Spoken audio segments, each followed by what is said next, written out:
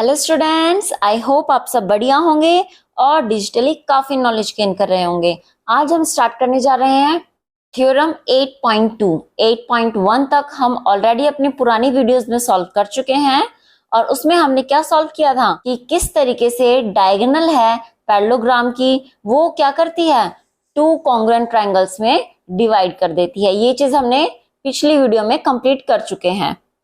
याद रखिएगा, अगर आपको 8.1 थ्योरम नहीं आई है समझ में तो सेकंड आप नहीं समझ पाएंगे, ठीक है, क्योंकि सेकंड 1 पर ही बेस्ड है।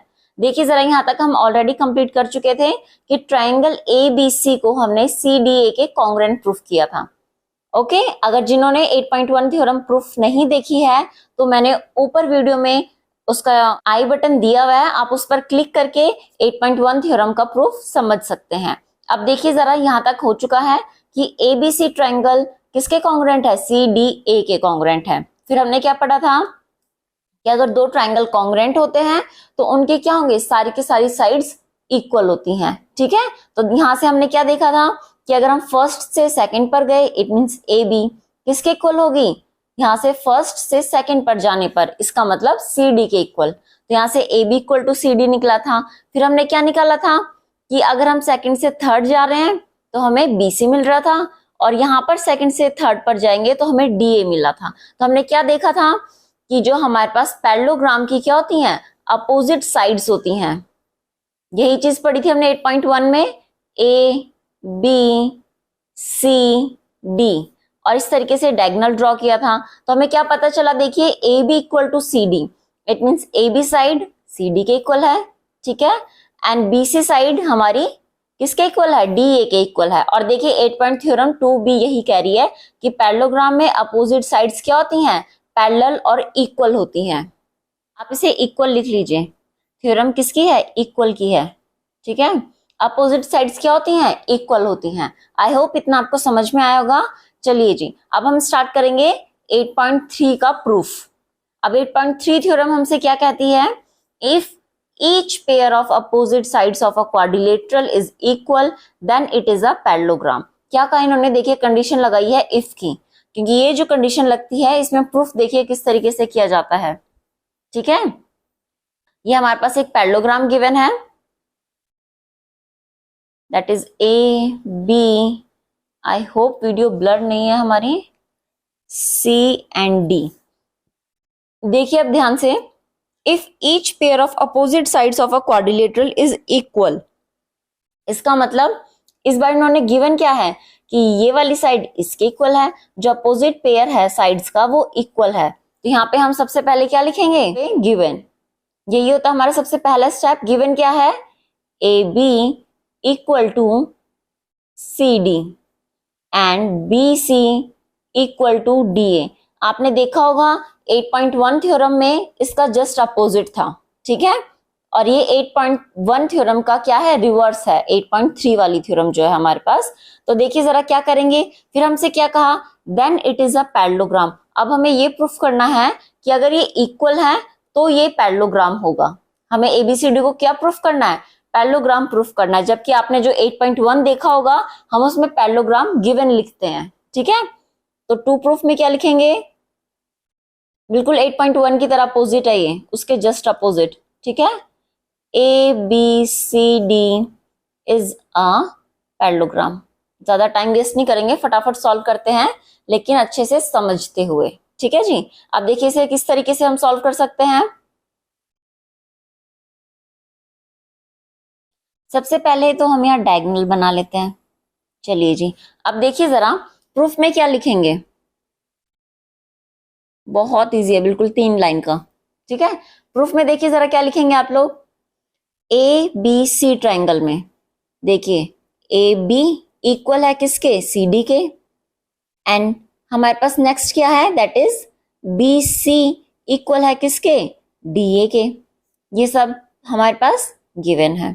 थर्ड चीज क्या है, ए सी दिख रही है, बिल्कुल यहां लिखेंगे ए सी इक्वल टू वॉट, ए सी किसके इक्वल होगी, 8.1 थ्योरम में पढ़ा था ना, सी ए के इक्वल, जस्ट बिकॉज ये क्या है हमारे पास कॉमन है।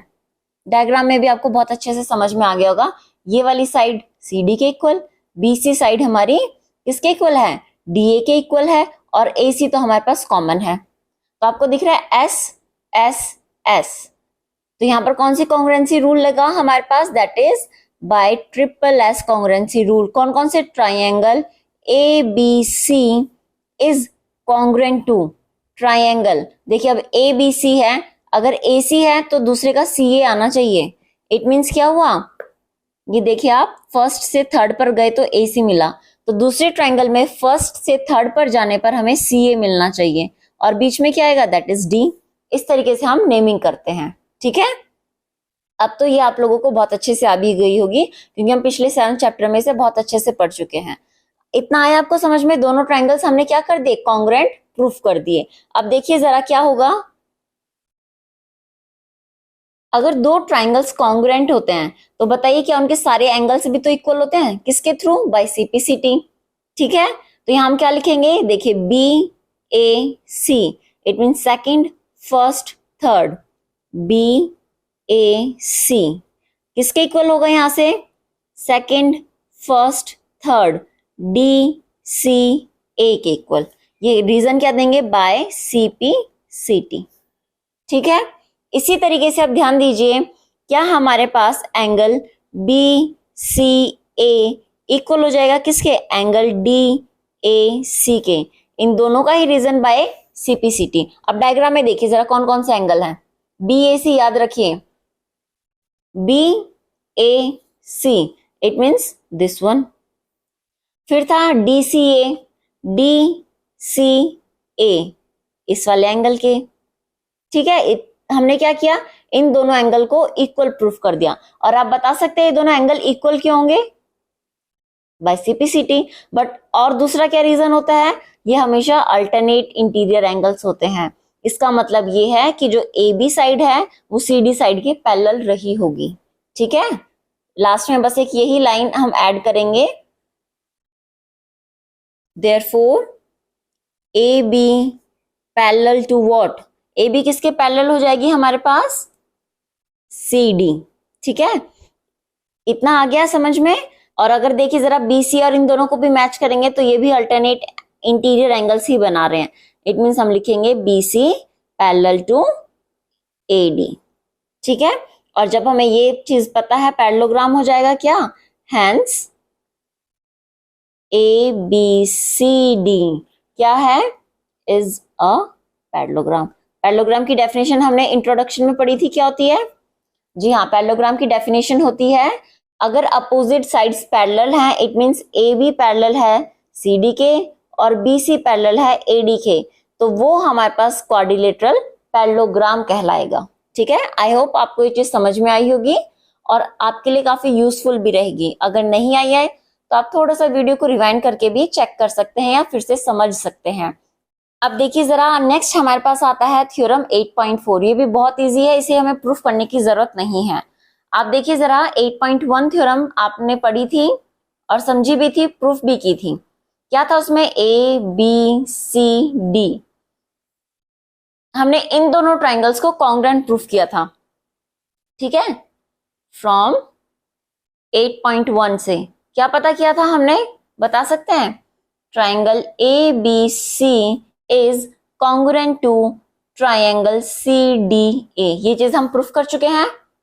इसी की हेल्प से हमने 8.2 थ्योरम भी प्रूफ की थी कि पैरेललोग्राम की अपोजिट साइड्स इक्वल होती हैं। अब देखिए जरा, इससे हमें पता चलेगा कि अपोजिट एंगल्स भी इक्वल होते हैं, ठीक है। किस तरीके से पता चलेगा, देखिए अभी अभी हमने 8.3 में क्या प्रूफ किया, this angle is equal to this angle and this complete angle is equal to this complete angle, okay. तो अगर हम दोनों को प्लस कर दें, देखिए जरा कैसे लिखेंगे, angle BAC is equal to BAC किसके इक्वल होगा, दैट इज DCA के, एंगल DCA, ओके, ठीक है। फिर आगे क्या हो जाएगा, एंगल कौन कौन से, DAC इज इक्वल टू किस एंगल के इक्वल होगा, that is BCA, it means double वाले के, BCA, और ये सारा बाय CPCT का रीजन लिखेंगे हम लोग, ठीक है, corresponding parts of congruent triangle. अब दोनों को ऐड कर दीजिए। अगर आप ऐड करेंगे तो angle BAC plus angle DAC is equal to angle DCA plus angle BCA। क्यों? क्योंकि हम कैसे ऐड करते हैं, लेफ्ट वाले लेफ्ट साइड हमने ऐड कर दिए, राइट वाले राइट साइड ऐड कर दिए। अब देखिए जरा BAC और DAC, BAC means this one, DAC मतलब ये वाला, तो पूरा कंप्लीट एंगल A बन गया। क्या लिख सकते हैं हम इसे, एंगल BAD पूरा कंप्लीट एंगल तैयार हो गया हमारे पास। किसके इक्वल होगा, देखिए जरा, DCA मीन्स DCA इस वाले एंगल की बात कर रहे हैं। नेक्स्ट है BCA मीन्स इस वाले एंगल की बात कर रहे हैं। तो इन दोनों को अगर हम प्लस करेंगे तो पूरा कंप्लीट एंगल मिलेगा, दैट इज BCD। तो यही चीज हम यहाँ लिखेंगे, एंगल BCD। तो आप देखेंगे इसे हम लिख सकते हैं एंगल A, इसे हम लिख सकते हैं एंगल C। तो आपको क्या पता चला, हैंस प्रूफ कि अगर पैरेललोग्राम है तो उसके अपोजिट पेयर ऑफ एंगल्स भी इक्वल होते हैं, ठीक है। लास्ट में हम लोग पैरेललोग्राम की सारी की सारी प्रॉपर्टीज को एक साथ लिखेंगे कि कौन कौन सी होती हैं। आई होप इतना आपको समझ में आया होगा। वीडियो ज्यादा लंबी नहीं करेंगे, आज के लिए इतना काफी है। Thank you.